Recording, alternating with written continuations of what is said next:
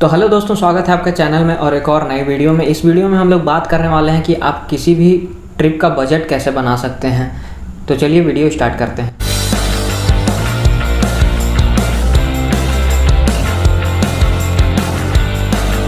दोस्तों, video start करने से पहले हम आपसे ये पूछना चाहेंगे कि आप ट्रैवल किस रीज़न से करते हैं।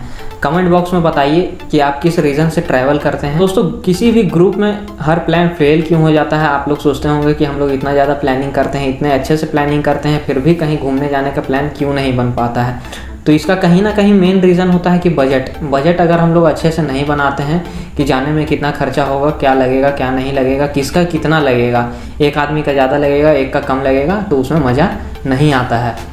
तो दोस्तों, अगर आप प्रॉपरली बजट बना के कहीं भी जाइएगा, विज़िट करिएगा, तो आपको लगेगा कि हाँ, मेरा पैसा खर्चा हुआ है, तो मज़ा भी आएगा और किसी एक पे बर्डन भी नहीं आएगा और प्रॉपरली आप घूम भी पाइएगा। दोस्तों, ट्रैवलिंग बजट बनाने से पहले किन बातों का ध्यान रखें, चलिए जानने की कोशिश करते हैं हम लोग। दोस्तों, नंबर 1 पे आता है पैकिंग। अगर आप पैकिंग अच्छे से करते हैं तो आपका बजट बहुत बढ़िया बन सकता है। हम शॉर्ट आसपास में जाने का भी बात कर रहे हैं कि अगर आप आसपास में भी कहीं घूमने जाते हैं, छोटा मोटा पैकिंग करके ही आप जाएँ तो आपको ज़्यादा फायदा होगा। अगर आप कहीं लॉन्ग टूर में जाते हैं तो फिर अगर आप पैकिंग अच्छे से करते हैं, जो सामान का आपको ज़रूरत है बस उसको लेके जाते हैं।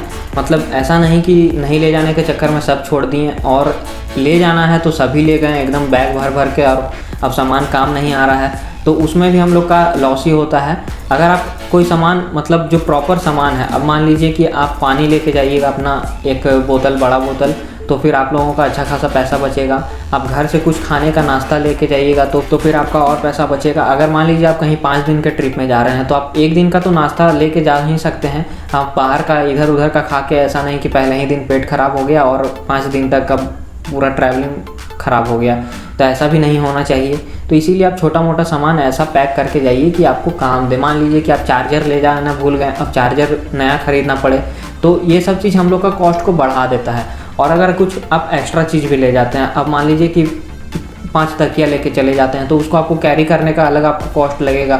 आप मान लीजिए किसी से सामान उठवाइएगा तो उसको आपको अलग पैसा देना पड़ेगा। तो आप एक्स्ट्रा सामान भी नहीं लेके जाइए और कम सामान भी नहीं लेके जाइए, तो उससे आपका अच्छा खासा बजट पे प्रभाव पड़ेगा। दूसरे नंबर पे आता है ट्रैवलिंग चार्जेस। आप बस, ट्रेन, फ्लाइट जिससे भी जाइएगा उसका चार्जेस, प्लस आप जहाँ जाइएगा वहाँ पे शहर के अंदर में जो चार्जेस लगेगा उसको भी आप ध्यान में रखिए, तब आपका बजट एक स्ट्रॉन्ग बजट बनेगा। नहीं तो फिर बहुत लोग क्या करते हैं कि खाली जाने आने का, ट्रेन से जाने का 500 रुपया टिकट का लगा, आने का 500 लगा, 1000 लगा, बस उसको जोड़ते हैं, और घूमने में अंदर 500 1000 और लग गया, उसको जोड़ते हैं ही नहीं। फिर लगता है कि कहाँ पर पैसा ज़्यादा खर्चा हो गया। तो उसको भी आप ध्यान में रखिए, तो आप लोगों का बजट और भी ज़्यादा स्ट्रॉन्ग बनेगा और आप लोग का परफेक्ट बजट बनेगा। तीसरे नंबर पे आता है होटल्स। होटल्स आपको 500 रुपया से लेकर के 5 लाख रुपया तक मिलेगा। अब ज़रूरी नहीं है कि आपको 500 रुपया ही वाला में रहना, और ये भी ज़रूरी नहीं है कि आपको 5 लाख वाला में रहना। 500 वाला में रहिएगा तो आपको ऐसा लगेगा कि जैसे घर में से उठ के, मतलब कहीं घर से भी ख़राब जगह में चल गए, तो वैसा भी आपको नहीं लगना चाहिए। और 5 लाख वाला भी लेके कोई फ़ायदा नहीं है, क्योंकि 1 दिन रुकना है, 2 दिन रुकना है। तो नॉर्मल होटल लीजिए, ओयो रूम्स में अच्छा होटल मिल जाता है। अगर गर्मी का दिन है तो फिर आप एसी वाला ले सकते हैं, लेकिन अगर ठंडा का दिन है तो ज़रूरी नहीं है कि आप एसी वाला लें ही, बिना एसी वाला पे से भी काम चल सकता है। चौथे नंबर पे आता है फूडिंग। फूडिंग में बहुत लोगों का बहुत ज़्यादा पैसा खर्चा हो जाता है कभी कभी। तो फूडिंग मेरे हिसाब से 200 रुपया से 500 रुपया एक दिन का खाना के लिए बहुत है। अगर आप कहीं अच्छे होटल में जाइएगा, एक थाली खाइएगा, तो 150 रुपये तक का एक अच्छा थाली आपको, गुजराती थाली, फिर अच्छा थाली आपको मिल जाएगा 150 रुपये में। 150 रुपये का आप 3 टाइम खाइएगा तो 450 रुपया लगेगा, फिर भी 50 रुपया आपका बच जाएगा। वो आप इधर उधर कहीं कुछ खाएँ तो लगा, तो 500 रुपया भी बहुत ज़्यादा है। फिर भी 500 रुपये तक का बजट लेके चलिए, उतना आपको पर डे का खर्चा होगा फूडिंग में। दोस्तों, अब सबसे आखिरी और मेन पॉइंट, 5वां पॉइंट, जहाँ पे अक्सर लोगों का बजट गड़बड़ा जाता है, वो है शॉपिंग।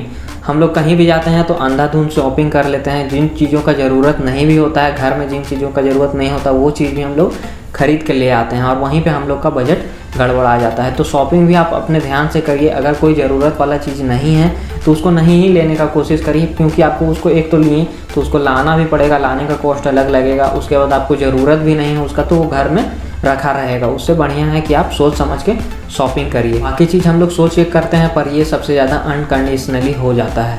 तो दोस्तों, हम आप लोगों से एक क्वेश्चन पूछे थे कि आप ट्रैवल क्यों करते हैं। तो हो सकता है कि आप ट्रैवल अपने काम के चलते करते हो, या फिर किसी और रीज़न के चलते ट्रैवल आप करते हो। तो मेरा कहने का मतलब ये है कि आप 1-2 कहीं ट्रिप करिए, घूमने जाइए, कहीं एंजॉय करने जाइए, थोड़ा सा रिलैक्स करिए बॉडी को।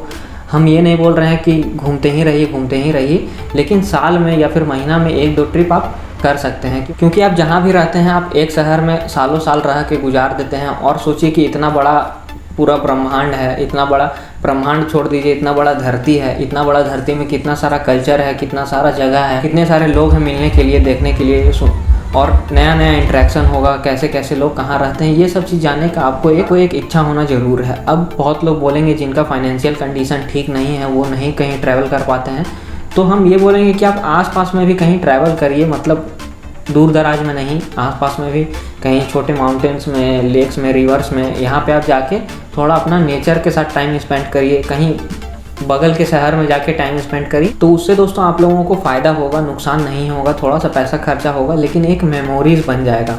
प्लस ट्रैवलिंग करने से बहुत चीज़ आप अपने बारे में डिस्कवर कर सकते हैं, जो कि आप खुद डिस्कवर नहीं किए होंगे सालों साल में घर में रह के, वो आप ट्रैवलिंग से डिस्कवर कर सकते हैं कि ट्रैवलिंग के टाइम आप कैसे रिएक्ट किए, या फिर आप अपने पार्टनर के साथ जा रहे हैं या फिर किसी फ्रेंड के साथ जा रहे हैं, तो उसको भी आप डिस्कवर कर सकते हैं। तो दोस्तों उम्मीद करता हूँ कि आपको वीडियो पसंद आया होगा और आप लोगों को समझ में आ गया होगा कि किस टाइप से आपको अपना बजट बनाना है। अब पूरा आप पे डिपेंड करता है, आप कहाँ पे कितना खर्चा करते हैं, वो आप पे डिपेंड करता है। ये हम एक एस्टिमेटेड बताएं कि आप इस तरह से खर्चा कर सकते हैं, लेकिन अब आपके ऊपर है आप किस टाइप से खर्चा करते हैं। और ज़रूरी नहीं है, हम लास्ट में यही बात बोलेंगे कि लग्जरी में एकदम जाकर रहना ज़रूरी नहीं है, और एकदम मतलब ख़राब जगह में भी रह के और ख़राब खाना खा के भी रहना ज़रूरी नहीं है। ख़राब खाना खा के ऐसा ना हो कि पेट ही ख़राब हो जाए, जैसा कि हम पहले भी बताएं। तो ये सब चीज़ बातों का आप ध्यान रखें। तो वीडियो देखने के लिए बहुत बहुत धन्यवाद। सब्सक्राइब करें और चैनल में बने रहें इस टाइप के वीडियो देखने के लिए।